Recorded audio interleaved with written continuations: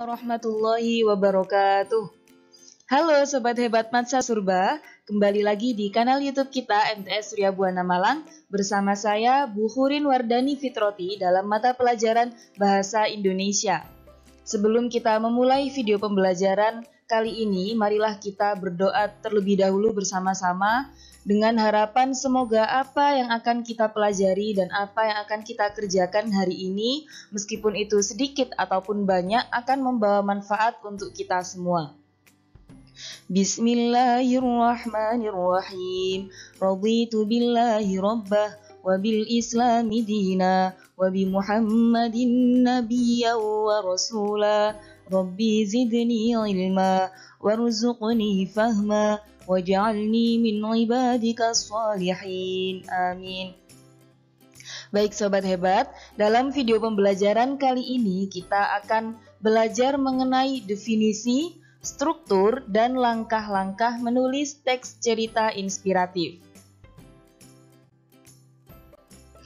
Kompetensi dasarnya yakni mengidentifikasi isi ungkapan simpati, kepedulian, empati, atau perasaan pribadi dari teks cerita inspiratif yang dibaca dan didengar, menelaah struktur, kebahasaan, dan isi teks cerita inspiratif, serta mengungkapkan rasa simpati, empati, kepedulian, dan perasaan dalam bentuk cerita inspiratif dengan memperhatikan struktur cerita dan aspek kebahasaan.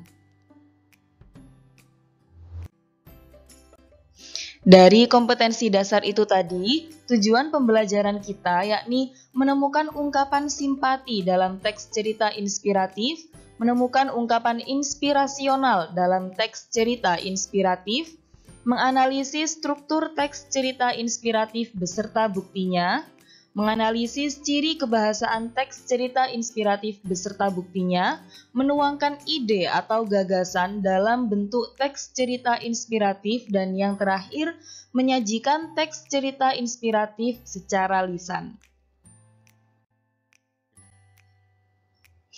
Baik, mungkin Sobat Hebat semuanya sudah sangat familiar dengan teks cerita inspirasi karena setiap hari Senin sampai hari Kamis rutinitas pagi kita yakni menyimak cerita inspirasi pagi yang disampaikan oleh Bapak Ibu Guru.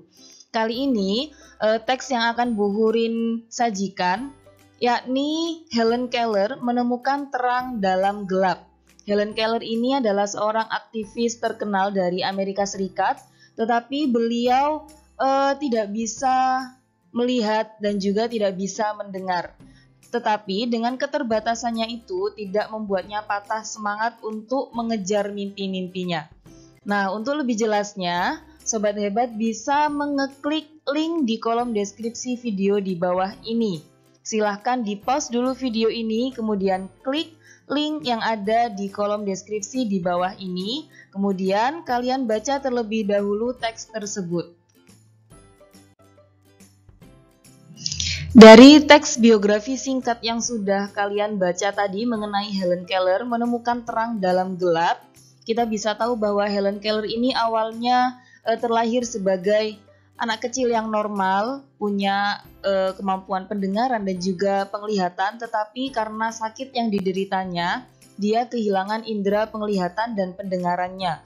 Kemudian dia bertemu dengan guru yang mengajarinya bernama Anne Sullivan, diajari bahasa isyarat, kemudian sampai akhirnya Helen Keller bisa menguasai 5 bahasa, lulus dari universitas, dan akhirnya berjanji dan membuktikan janjinya itu dengan mengajari orang-orang buta dan tuli di seluruh dunia.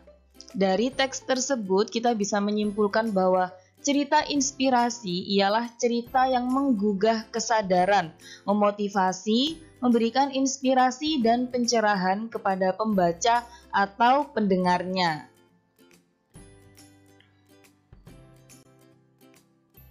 Baik, kemudian pertanyaan selanjutnya, apabila ada cerpen atau novel, kemudian biografi atau autobiografi, cerita fantasi atau fabel, apakah itu juga termasuk cerita inspirasi? Karena tadi yang Bu Hurin sajikan adalah teks biografi singkat. Apakah boleh teks cerita inspirasi itu disajikan dalam bentuk cerpen atau novel atau bahkan fabel? Tentu saja jawabannya boleh, asalkan teks tersebut bersifat menggugah perasaan pembaca, membangkitkan empati, memotivasi, menginspirasi, membuat pembaca bergerak melakukan suatu hal positif. Apabila teks tersebut mengandung ini bersifat inspiratif, maka teks tersebut namanya adalah cerita inspirasi. Oke, selanjutnya kita belajar mengenai struktur teks cerita inspirasi. Bu Hurin yakin Sobat Hebat semuanya pasti familiar dengan struktur teks cerita atau teks naratif. Ada fabel, ada fantasi, kemudian ada juga cerpen, novel. Strukturnya sama, yakni orientasi, komplikasi, resolusi, dan koda. Orientasi ini berisi pengenalan, komplikasi sudah muncul permasalahan sampai permasalahan memuncak, kemudian resolusi penyelesaian masalah, dan yang terakhir adalah koda, yaitu yang berisi pesan atau amanat dari penulis.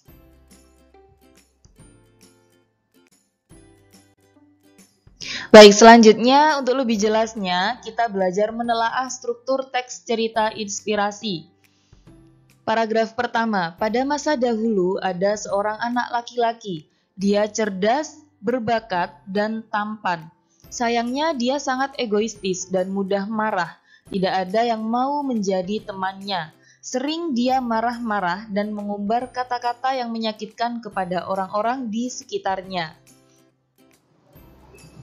Paragraf ini karena berisi pengenalan atau mengenalkan tokoh yang akan diceritakan, maka disebut sebagai orientasi. Paragraf selanjutnya.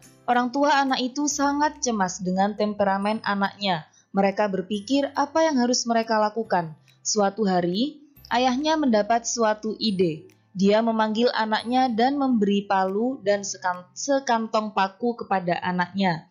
Sang ayah berkata, "Setiap kamu mau marah, ambil paku dan tancapkan ke pagar depan rumah kita sekeras mungkin." Nah, ini sudah mulai muncul permasalahan karena si anaknya tadi itu temperamen. Ayahnya merasa cemas bagaimana cara mengatasi anakku yang emosinya sangat naik turun ini. Karena ini sudah mulai muncul masalah, maka struktur pada paragraf ini disebut sebagai komplikasi. Selanjutnya, pagar kayu itu ternyata sangat keras. Palu yang digunakan cukup berat. Karena anak laki-laki itu begitu beringas, pada hari pertama saja dia sudah menancapkan 37 paku. Hari demi hari, minggu demi minggu, jumlah paku yang ditancapkan semakin lama semakin berkurang. Setelah beberapa waktu, anak itu mulai paham bahwa menahan amarah itu lebih mudah daripada menancapkan paku ke pagar. Suatu hari, anak itu tidak lagi memerlukan palu dan paku. Dia telah belajar menahan amarah dengan baik. Lalu dia datang ke ayahnya dan bercerita tentang keberhasilannya menahan amarah. Sekarang, setiap saat jika mampu menahan amarah dalam sehari, cabut paku yang sudah tertancap di pagar. Nah, 3 paragraf ini juga masih termasuk komplikasi. Konfliknya atau masalahnya memuncak, kemudian menurun.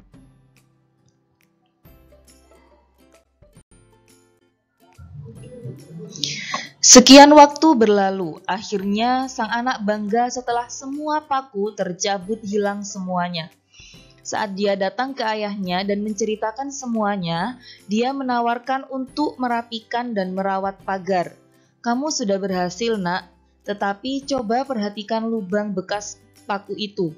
Pagar itu tidak akan bisa menjadi seperti semula, sudah cacat." Nah, karena di sini anaknya sudah berhasil mengontrol emosinya, mengontrol temperamennya, dan permasalahannya juga sudah selesai, maka paragraf ini disebut sebagai resolusi. Dan yang terakhir, Hal yang sama terjadi saat kamu menyakiti orang dengan ucapanmu. Kata-kata meninggalkan bekas luka di hati, sama halnya lubang bekas paku di pagar. Ingat, kita harus memperlakukan setiap orang dengan sayang dan hormat. Sebab meskipun telah memohon maaf dan dimaafkan, luka di hati tidak akan pernah hilang. Nah, di sini adalah pesan yang disampaikan penulis kepada pembaca melalui perkataan tokoh ayah. Oleh karena itu, paragraf terakhir ini disebut dengan koda. Yang terakhir, langkah-langkah menulis cerita inspirasi sama dengan langkah-langkah menulis teks yang lainnya. Yang pertama yakni kalian menentukan ide. Tema apa yang akan kalian angkat. Kalian juga tentukan mau ditulis dalam bentuk apa cerita inspiratif kalian. Apakah dalam bentuk fabel atau cerpen, biografi, autobiografi, atau bisa juga cerita fantasi. Selanjutnya kalian menyusun kerangka cerita.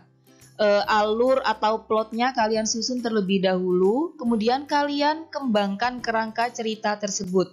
Dan yang terakhir, tidak kalah penting, jangan lupa menyunting teks cerita inspiratif yang sudah kalian tulis. Siapa tahu ada kesalahan ejaan, kesalahan tanda baca, kesalahan pengetikan, atau juga kesalahan pemilihan diksi.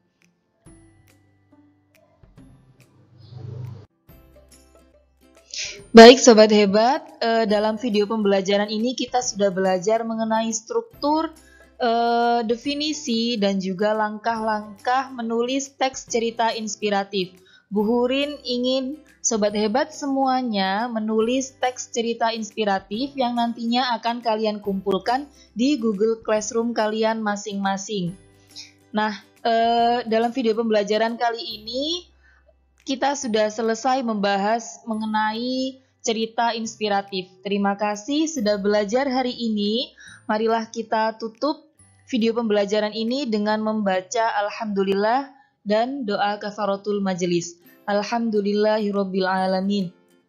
Bismillahirrahmanirrahim. Wal 'asri innal insana lafi khusrin illa alladzina amanu wa 'amilus shalihati wa tawasaw bil haqqi wa tawasaw bis sabr. Subhanakallahumma wa bihamdik asyhadu an la ilaha illa ant astaghfiruka wa atubu ilaik. Terima kasih Sobat Hebat semuanya, semoga bermanfaat apa yang dijelaskan Bu Hurin dan sampai bertemu dalam video pembelajaran berikutnya. Assalamualaikum warahmatullahi wabarakatuh.